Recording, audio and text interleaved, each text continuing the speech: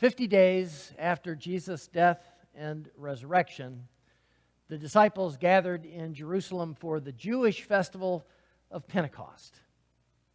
Unlike the other Jews who were there from all over the world for that spring festival celebrating the gift of the law on Mount Sinai, Jesus' disciples were on high alert.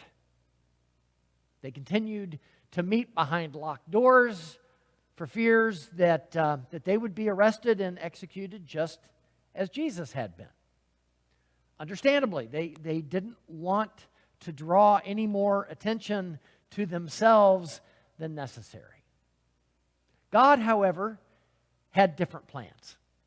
On this Pentecost Sunday, we not only remember how God poured out His Holy Spirit on the first disciples, we also remember how those same terrified disciples, those same confused disciples, came out of hiding and began to boldly proclaim the gospel. Today, we begin a new sermon series called Living Dangerously. It's about having the courage to live as people of faith in a world where people often sneer at even the idea of that. I also think that Living Dangerously is an appropriate follow-up sermon series to our last sermon series, which was Bloom Where You're Planted. I don't know if you remember but the image that we used for that series is this one. It was of a flower blossoming in the middle of an asphalt road. To me, there's something kind of defiant about that image. To live like that, in contrast to the world, is dangerous. There's no getting around it. In Jesus' Sermon on the Mount, He prepared His disciples for that reality. He knew that His followers would be persecuted just as He was persecuted and just as the prophets were before Him. Reading from Clarence Jordan's Cotton Patch Gospel translation of Matthew in the Sermon on the Mount, we read in chapter 5, "Those who have endured much for what's right are God's people. They are citizens of His new order. You all are God's people when others call you names and harass you and tell all kinds of false tales on you just because you follow me. Be cheerful and good-humored, because your spiritual advantage is great, for that's the way they treated men of conscience in the past." Now, Jesus wasn't telling His disciples to go out looking for trouble. He was explaining to them that if they sought, and when they sought, to live their lives as His followers, trouble would find them. It reminds me of late Representative John Lewis, who was active in the civil rights movement in the 1960s, passed away in the last year or so. Lewis famously said, "Get in good trouble, necessary trouble, and help redeem the soul of America." Living faithfully often puts us at odds with the world, and even social scientists agree with that. Years ago, I learned about something called systems theory, which seeks to understand how groups function as systems. Okay, whether it's a family or a business or even a whole nation. People who study systems tell us that when one part of a system changes, other parts are affected, and other parts will often resist. Even when the one changes is seeking the benefit of the whole, systems generally don't like change. They just don't. They prefer equilibrium, even when that equilibrium is killing the system itself. It's why churches or businesses will sometimes choose death. They will literally choose death over meaningful change. It's why families will sometimes discourage a member who's actively seeking to improve their lives. Because the fact is, when someone begins to change, it creates dissonance with the rest of the family because they're not who they used to be. So even if it's good trouble or even necessary trouble, it's still kind of trouble. Now, the good news is that system theory also reveals that when one part of a system gets better and remains on that path, right, is not dislodged from that path, but remains on it, ultimately their health spreads to the rest of the system. So the system itself begins to get better. So, for instance, if you're the only one in your family that's going to church and reading their Bible and seeking to grow in faith, don't give up. Don't do it.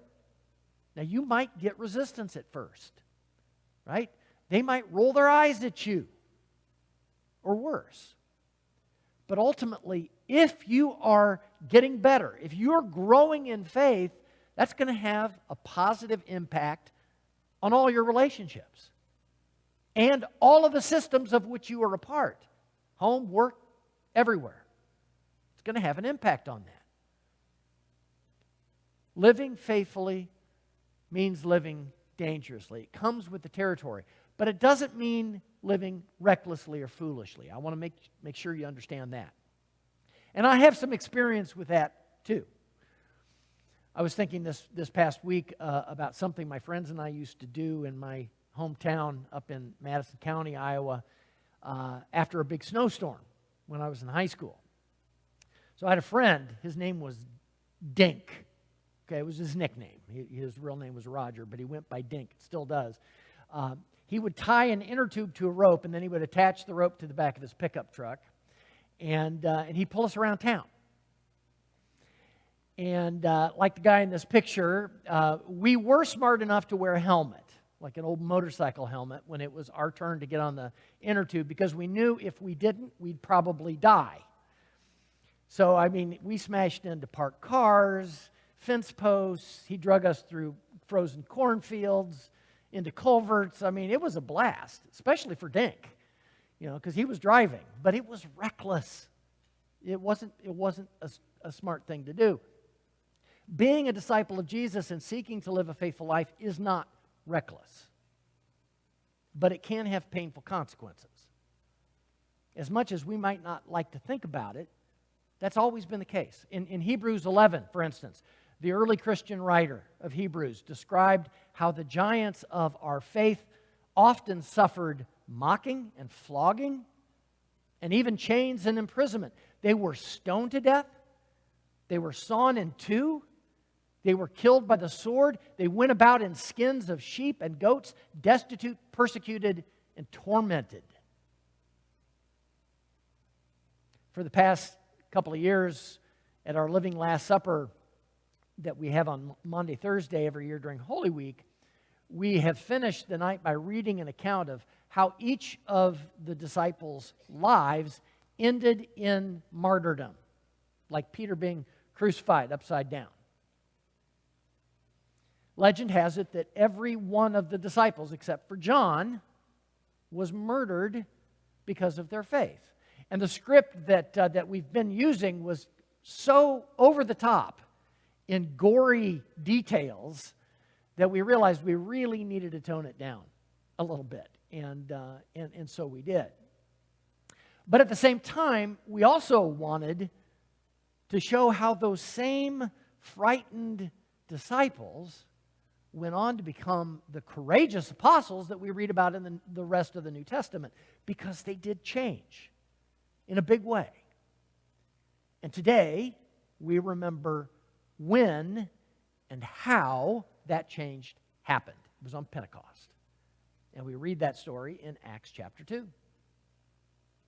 When the day of Pentecost had come, they were all together in one place. And suddenly from heaven there came a sound like the rush of a violent wind, and it filled the entire house where they were sitting. Divided tongues as of fire appeared among them, and a tongue rested on each of them. All of them were filled with the Holy Spirit and began to speak in other languages as the Spirit gave them ability. Now there were devout Jews from every nation under heaven living in Jerusalem. And at this sound, the crowd gathered and was bewildered because each one heard them speaking in the native language of each. All were amazed and perplexed, saying to one another, "What does this mean?" But others sneered and said, "They are filled with new wine." But Peter, standing with the 11, raised his voice and addressed them, "Men of Judea and all who live in Jerusalem, let this be known to you, and listen to what I say. Indeed, these are not drunk, as you suppose, for it is only 9 o'clock in the morning. No, this is what was spoken through the prophet Joel. In the last days it will be, God declares, that I will pour out my Spirit upon all flesh, and your sons and your daughters shall prophesy. And your young men shall see visions, and your old men shall dream dreams. Even upon my slaves, both men and women, in those days I will pour out my Spirit, and they shall prophesy." On the morning of Pentecost, the disciples were still in hiding, still afraid that Roman soldiers or religious leaders or both were going to come for them just like they did for Jesus. Then, after the Holy Spirit was poured out on them like the rush of a mighty wind, everything changed. Suddenly, the disciples could speak and understand other languages. Luke writes, "All were amazed and perplexed, saying to one another, 'What does this mean?' But others sneered." When the disciples' enthusiasm spilled out into the street, people noticed. There was no way that they weren't going to notice. They accused the disciples of being drunk at 9 o'clock in the morning. One of the greatest moments in the history of God's people was basically being attributed to day drinking. It was at precisely that moment Peter had a choice to make. Was he going to continue to keep his head down? Right? Not make any waves? Not draw any attention to himself? Were he and the other disciples going to slink back to their room and lock the door and close the blinds? Or was he going to step out in faith? Well, Luke tells us that Peter chose the latter. He stood up and said, "I know this may look crazy, but this is God at work, just as He promised hundreds of years ago through the prophet Joel." And by the time Peter was finished preaching that day, the book of Acts tells us that 3,000 people had been added to the church. Because of the gift of the Holy Spirit and Peter's courageous response, the system of this world had already begun to change. As you know, over the past year, a group of us have been watching the TV show The Chosen, and we've used it as a kind of springboard for Bible study, and it's been great. We're going to begin again with season 3 in the fall for anyone who's interested. One of the things I love about The Chosen, one of the many things I love about this program, is the animated graphics at the beginning of every episode. So it starts off with a bunch of gray fish all swimming in the same direction. And then one of those fish turns around and changes color and begins to swim against the tide.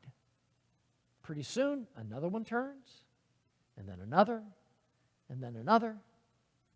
Of course, just like in real life, the majority of the fish continue swimming in the direction they've always swam. And to them, the ones who've turned around are going the wrong way. I think it's a great illustration of how living faithfully can also mean living dangerously. When you follow Jesus and when you take your cues from Jesus instead of from politicians or from the culture or whatever, you're inevitably going to move in ways that put you at odds with the world. It's not a matter of if, but when. Since the first Pentecost, lots of other disciples have felt called to swim against the tide. For instance, I think of Clarence Jordan, author of the Cotton Patch Gospels that I read from a little earlier, his version of the Sermon on the Mount. He started an intentional Christian community called Koinonia Farm in South Georgia in 1942. It also happened to be the place where Habitat for Humanity was born. Their mission was to help the poorest families, both black and white, live and work together with dignity. They were a shining example of God's kingdom at work in the world, and yet some of their neighbors hated what they were doing. They threw bricks through their windows. They boycotted anybody who did business with them, all because they were swimming against the tide. I think of my Aunt Evie, who moved to a little town called New Liberty, Kentucky in the mid-1970s when my Uncle Roger went to seminary at my alma mater, Lexington Theological Seminary. By the 1970s, the schools in Kentucky were integrated, but the town where they lived was still pretty much divided between black and white neighborhoods, black and white churches. My cousin Sarah, this was probably right about this time, she was preschool age at the time, and my aunt really wanted her to have some playmates, and so she proposed to the churches in this small town that they come together and start a preschool open to anyone, where the kids could sing and play and make crafts and do the kinds of things you do in preschool. So a couple of churches, just a couple, joined First Christian Church. At least one of those churches was a black congregation to make that happen. And according to Evie, there were a lot of tense meetings about the whole thing. And in the end, the preschool opened First Christian. In other words, the right thing, the good thing happened, but it wasn't easy. As I reached out to Evie this week and asked her about it, and she said, the folks at First Christian Church let me do it, but they weren't happy about it. I wish I could tell you that doing the right thing always inspires admiration and encouragement, but that would be a lie. We only have to look as far as the ministry of Jesus to see that. Jesus healed people on the Sabbath, right? We know what happened there. He was criticized by the religious leaders. Likewise, Jesus touched lepers and hung out with tax collectors and prostitutes. He didn't set out to do dangerous things. He didn't. He just did what God led him to do. He loved people and he sought to establish God's kingdom on earth, and in the end, the powers that be did everything they could to stop him, up to and including arresting him, torturing him, and executing him. On Pentecost, the same Spirit that animated Jesus' life and ministry became available to Peter, to Simon Peter. After receiving the Spirit, Peter just did what came naturally. He overcame his fear, stood up in front of that sneering crowd, preached his first sermon, and the world was changed forever. From Pentecost onward, that same Spirit has been made available to us as well. So, I encourage you to receive the Holy Spirit and just do what comes naturally. I encourage you to follow in Jesus' footsteps and just do what comes naturally. Now, you may not set out to live dangerously for Jesus, but you will. And because of you, the world itself will be changed for the better.